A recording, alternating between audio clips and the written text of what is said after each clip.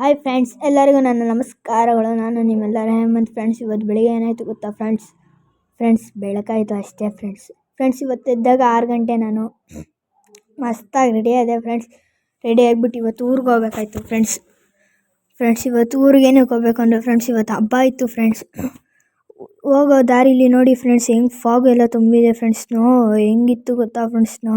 ಇದು ನಮ್ಮೂರು ಬೆಟ್ಟ ಉತ್ರಿ ಬೆಟ್ಟ.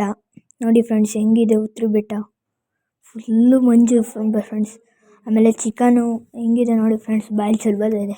ಇವರು ನಮ್ಮ ಅಕ್ಕ ಇವರು ದೊಡ್ಡಮ್ಮ ಇವರು ನಮ್ಮ ಅಣ್ಣ ಇದು ನಾನು ನಮ್ಮಪ್ಪ ಝೀ ಏನೋ ಹೋದ TVSಲ್ಲಿ.